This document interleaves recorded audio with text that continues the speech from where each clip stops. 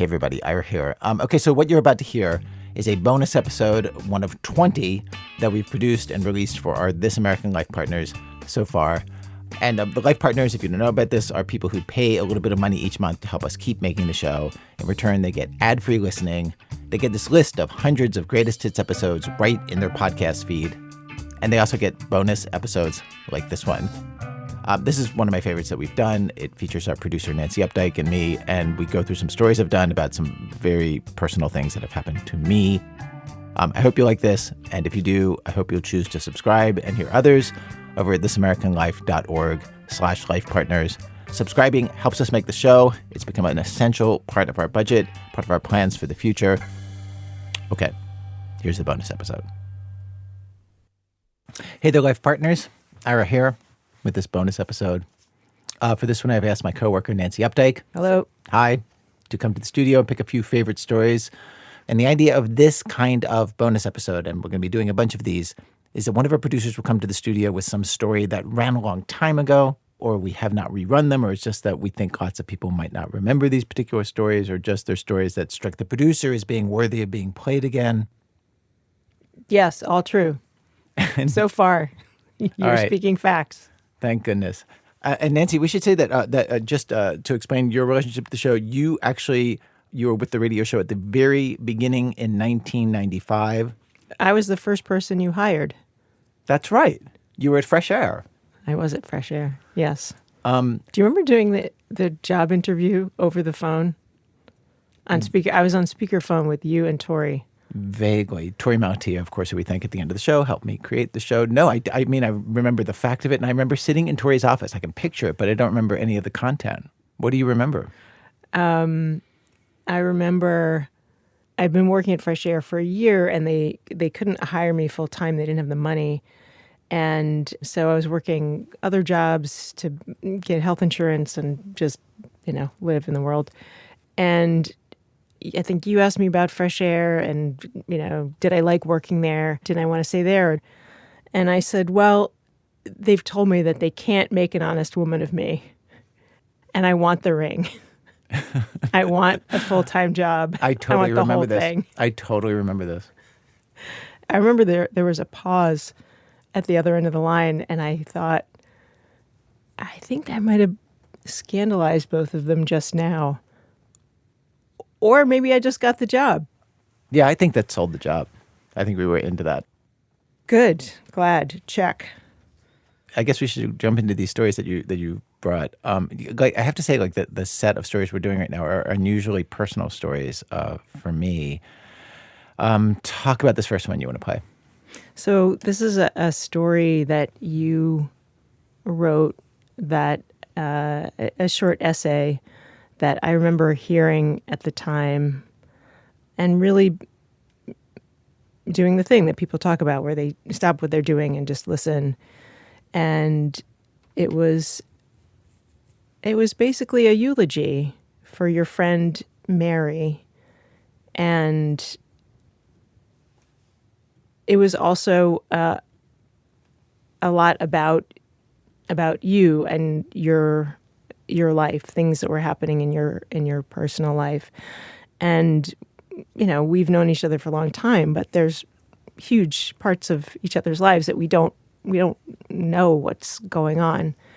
And this was one of the times that I remember hearing a story of yours and realizing, oh, this very big thing has happened in Ira's life, and I wasn't quite aware of it. Yeah, I have to say, that story aired in 2017. You and I had known each other for 22 years, but I hadn't told the staff that I was separated from my wife, Anahid, and had been separated at that point for years. And she and I were trying to get back together, and I hadn't told anybody, partly out of a sense of protectiveness, that when we got back together, which I very much assumed was going to happen, I didn't want there to be any kind of feeling that people had about her and us being separated. I just thought that was private, if she would come to the office or come around. And also, I felt like as everybody's boss, if I don't know, I just think it's like, I just think none of us want to hear about the sad personal lives of our bosses. I think that's like, that should be off stage. And so I told no one. And the first time I said all the things in this essay to people who I work with for like 50 or 60 hours a week was when I read them the essay in an edit. I basically said, like, okay, I have something I think can fill the show this week, and so let me read it to you. And then that was how they found out. I had to tell them, look, I'm going to say some things here that you guys don't know. And then I read this essay. And I remember I was not in that edit, but I remember people telling me, holy shit. Yeah. All right, why don't we play it? Okay. This is March 17th, 2017. Oh, and the theme of that episode was Ask a Grown-Up.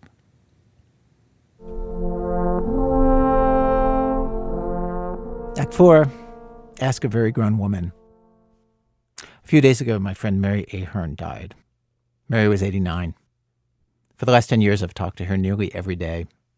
She and I met in the dog park, and we organized our lives to meet there at 10 each night, which took a little more organization for me than for her. She'd been retired for years. I had a job. I traveled for my job. She'd had many very old-fashioned New York City jobs. She was a telephone switchboard operator and then the switchboard supervisor at Altman's department store for years, when both Altman's and telephone switchboards existed. Lived on a pension from a union in a rent-controlled apartment. When I traveled, and when her health eventually stopped her from going to the park, we talk on the phone every night. Okay, this is a very personal thing to say on the radio, but my wife and I separated a few years ago. And so for years now, Mary has usually been the person who I talk to last before I'd go to sleep. That's not a part of your day you let just anybody into. But I've never had a friendship like my friendship with her, where you just check in every day. Mary is the person who I would watch presidential debates and election results with, and so most nights she and I would catch up on the news, and we would talk about my day. And then she and I would talk about what happened that day with her and with John, her developmentally disabled cousin, 73 years old, who she cared for and housed for over 4 decades. Mary cooked dinner for John every night, pot roast and mashed potatoes kinds of dinners she did not eat herself. John's conversation style is to walk into a room and make a bitter pronouncement on some subject, often something he saw on the news. In the last year, he's become convinced that there are bed bugs in his room, or some kind of bugs, something that is biting him in his sleep. And although there's nothing there, really, there's just like nothing at all. It's all in his head. He got obsessed, and he would haul shirts and pillowcases into the dining room to show Mary, insisting that the little dots in the fabric are living creatures and not just like the design of the cloth. And for months I've been telling Mary, like, this is a new turn for John. Like, he was always incredibly bullheaded, but now he had crossed over into something new. This just seemed like delusion and seemed sad in this whole new way. And I just thought we should have the exterminator come in and like put on a big show and pretend to spray for bed bugs and put John's mind at ease. And nobody in this world had more compassion for John than Mary, but somehow this bed bug thing was like a bridge too far for her. She did not want to indulge him on this one. She felt like if she started spending money on that, like what was going to be next? It just seemed like a slippery slope.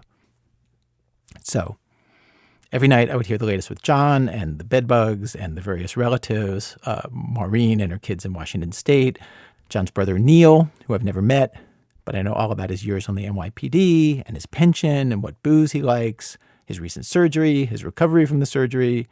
I have relatives of my own, lots of them. I don't know as well as this man Neil, who I've never met. Mary and I were good enough friends that we would bore each other, which you only get with your family and your closest friends who you spend so much time with. Some nights I would be aware that she was like ushering me off the phone. She would say to me, "You must be very tired," which I knew was the signal for she'd had enough of me for the night. Mary lived her whole life in one spot, in apartments on the same 2 blocks of New York City. This is 9th Avenue between 20th and 22nd Street. She died 2 blocks from where she grew up. She saw the neighborhood change over the years from longshoremen who worked the Chelsea piers to gay men in the 1970s, the YMCA of the song YMCA is just a couple blocks over on 23rd Street, to rich people today. She seemed to be constantly writing checks to help out various nieces and their kids who needed the help. John basically showed up at her door in the mid-'70s. Nobody else in the family would take him. Her friend Jean came and lived with her for years. Red was a homeless guy she took in when he got his life together. Now he's a nurse. Beau needed a place when gentrification knocked him out of one of the last cheap apartments in the neighborhood. Her cousin Tom stayed during a rough patch. Everybody knew Mary was a soft touch for strays needing a home.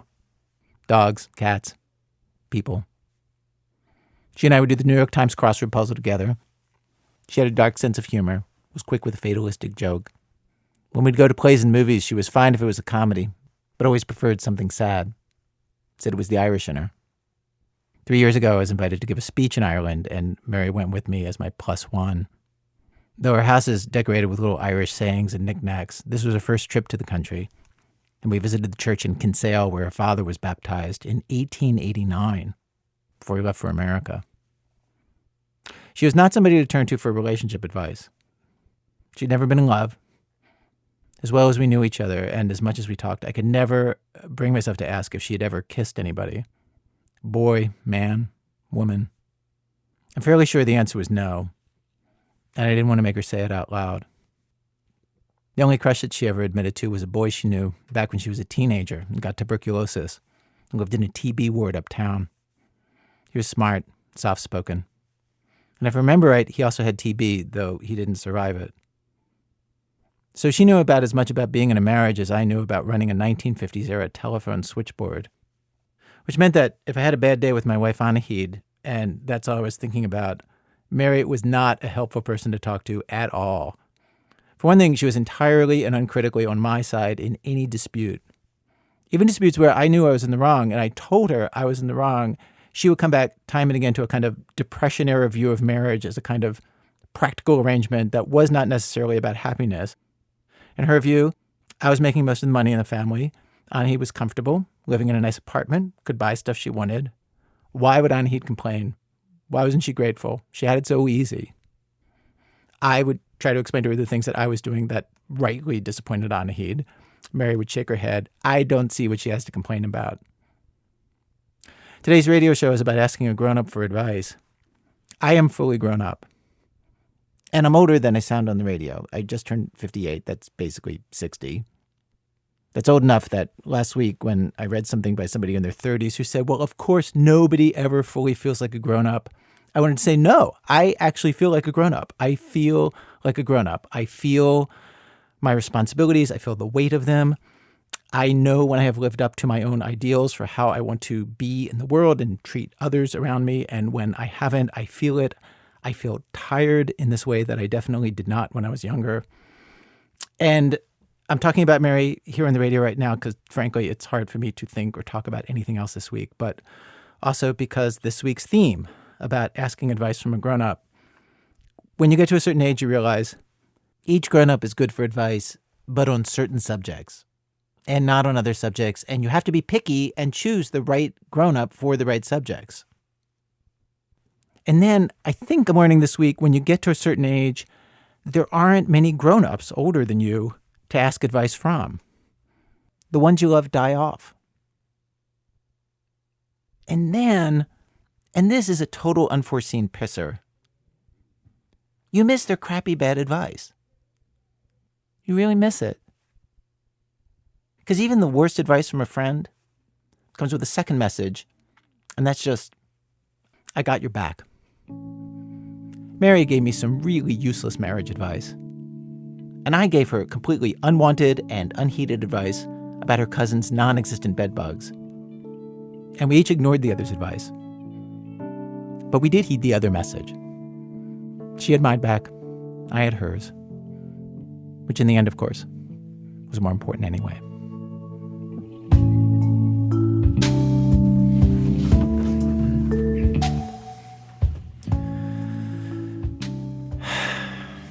I haven't heard that since we broadcasted.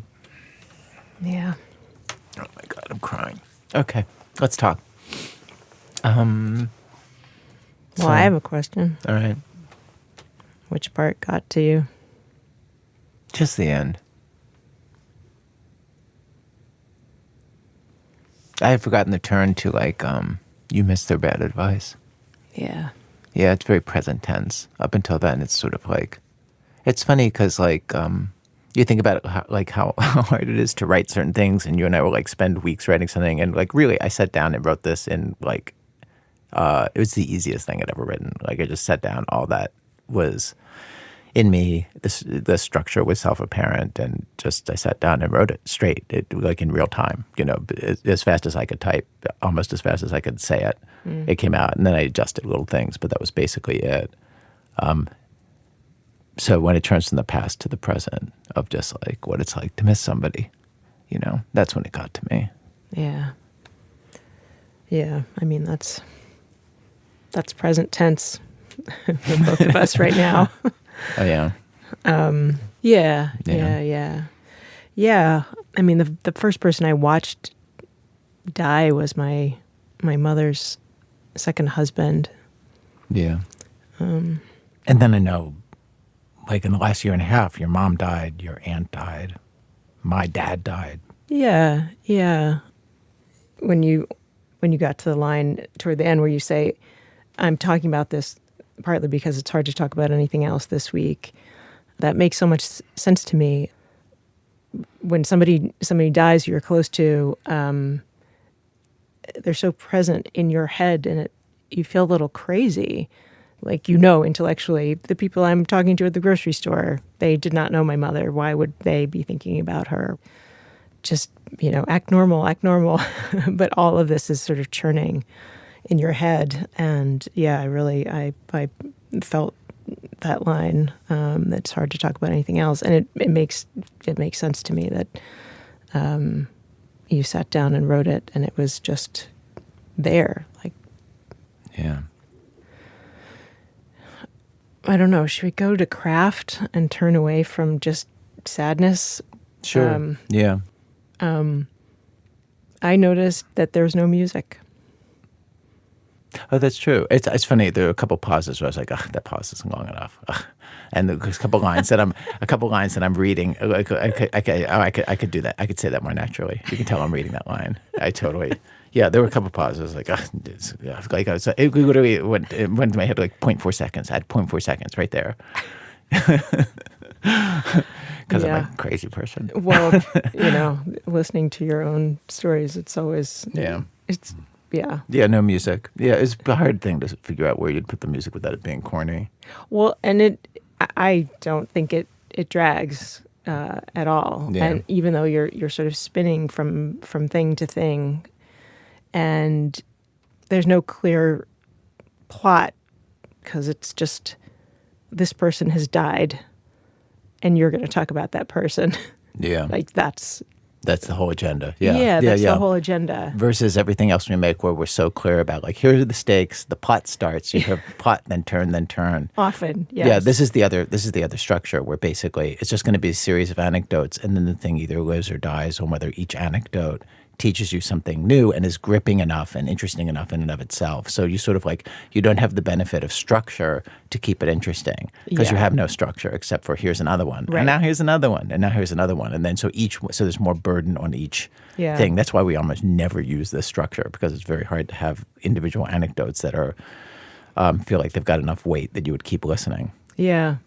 I really like the talking about her cousin John and the scene of him sort of dragging stuff out into the living room and having this fear and obsession with bugs. You sort of go into that whole extended thing, and then we go into other relatives of Mary who you have heard so much about. Oh my God, Neil, who I finally met. Really? Yeah, when she died. Oh, wow. Yeah. Oh, wow. Yeah. I was surprised hearing it, actually, how deep I go into the John thing. Like, I remembered I wrote that in there. Yeah. Yeah. It's nice. It's nice because you get a sort of deep feel for her and for him at her It's funny place. because one thing that I remember we cut is I put in so many more details about Neil. Like, I know about his poker game. I know so much about Neil. And like, I thought it was kind of funny, like how far it could go. People were like, okay, let's just stop after the whiskey. Like, there was a whole other like section to that list that were just like, you made your point. Let's keep going. That's good editing. Yeah. Do you have more to say? There's just one more thing, which is obviously the bombshell is that you were separated from your wife, Anahid, but there's like you share more in this story in a really kind of just little moments here and there that it's just surprising, to say I'm older than I sound on the radio. And Yeah. and it's hard to think about anything else this week, that you're not quite breaking the fourth wall. But I think that's one of the things I like about it, is that you're also just being open in a way that is different, but doesn't feel I don't know, off-putting or maudlin. It's interesting that you're pointing this out, because actually my thought about like what you're supposed to be if you're on the radio in this particular job and my particular job has changed since we started the radio show. And I really started with the sense of it's better not to be too specific about who I am, and to be more of a vague presence, that all I am is a person who likes these kinds of stories, and so that way anything can be projected on me, and I'm kind of a blank slate. In a way that, I feel like Terry Gross, when you hear Terry on the air, she just seemed like this really smart person who was interested in these different things. And I remember when I met her in person for the first time, I had been hearing her on the radio for years, and I really just thought and think that she's just the best at that job that you could be. Yep. And the more you know about interviewing on the radio, the better she seems, Exactly. actually. The more you realize just how hard it is to do something that looks so simple. Yeah. To interview the most famous people in the world and somehow get something out of them that they haven't said or thought before, and they sound like they're a human being having a conversation, or to jump in. Anyway, blah, blah, blah. I could say a lot about her. But I remember when I met her, I realized I hadn't ever pictured who she would be, what she looked like. And what she looks like in real life is she's sort of a short, slim, glasses-wearing woman, which when you see her, you're just like, yeah, that's about right, But I realized, I hadn't stopped to think. I had no image in my head for what she looked like, and I think partly it's because of that neutrality. And when we started This American Life, one of the things that I was really dug in my heels on was I felt like there should be no photos of me used as publicity for the show. And so the first publicity photo that we took for the show in 1995, I'm holding a sign in front of my face that says "Radio equals no pictures." Yes. And that was and then people would want to do stories for years. Well, for a year and a half, 2 years. Yeah. It seemed like a long time. It seemed longer. Time moved in. Yeah, time seemed longer then. But anyway, and then finally my sisters were like, you got to cut it out. It's a dumb gimmick. You got to cut it out. But I felt like, no, it's radio. The whole point is that you don't want to see the people on the radio. That's one of the powers of the radio, is that it's just a voice. And I felt like, and then it turned out, I didn't know this, that in order to publicize anything in the United States of America and probably elsewhere, even if it's a newspaper, they want to take your picture. And I remember going on a little dumb diatribe of look how weak, how they don't trust the power of words. They're a newspaper. They feel like they can't do it without images. They're so dependent on images. But then it just turned out if we wanted people to hear the radio show and we wanted people to write about it, I had to have my picture taken. And also, as my sisters pointed out, it was kind of pretentious. So, what a radio snob. I was such a radio snob. I know. I remember when we did our TV show, one of the things that was when we started, I was like, images add nothing. Anything that you can do with visuals, you should be able to do without pictures. So why do a TV show then? Well, it seemed fun to do it. And then, but by the time we started it, I was like, oh, the images add so much more. You can do so much with images. It's such another toy box to play in. But I really entered into it with a real childish pro-radio snobbery. But that's that doesn't make any sense to me, that you thought that you were supposed to be a blank slate or this sort of anonymous everyman at all. I mean, you were interviewing your mom about how she was a sex therapist, a sexpert. She was quoted in Vogue as Marie Claire as a sexpert. Yeah. No, that's very specific. But also, telling the story about Danielle and what was the name of the duck? Ducky, her imaginary friend, her family's imaginary friend, right, Ducky. Right. Right. These are all stories from the early days of the show. Yeah, but they're not I could be anybody. I mean, you're a very specific person in all of these stories. I suppose that's true, but that's not the story I was telling myself. This is fascinating. I grant you I was wrong. All right. All right, Nancy. Well, thank you for doing this with me. It was fun. It was, in a sad way, very fun. I know. Even the sad. The sad was kind of fun. Yeah, no. Yeah, all right. Yeah. And I should also say that you brought 2 other stories to play, also interesting personal ones. And we are going to save those for another bonus episode because it feels like we've talked for long enough now. Okay, hi, it's Ira right now, today, in the present, putting a tag on the end of this show. We did, in fact, release that second bonus episode with Nancy and so many more episodes after that. AMA episodes, stage performances, and a lot more like this where staffers kind of dig up old, mostly forgotten stories. You can get access to all of those, and most important, help us keep making the show by subscribing at thisamericanlife.org/lifepartners. The link is in the show notes. If you're using Apple Podcasts, you can actually sign up right in Apple Podcasts. Okay, we'll close out with this. Okay, you ready to go? I thought you were starting. All right, I'll start. Oh, hi. Hi. I'm Ira Glass. I'm Mary, Ira's friend. This is Mary, recorded a couple years ago when she and I shot a video explaining to older listeners how to download a podcast, which Mary knew how to do. I don't need to give away your age, but is it safe to say you are an actual older person? I'm on the dark side of 85. How's that? Okay.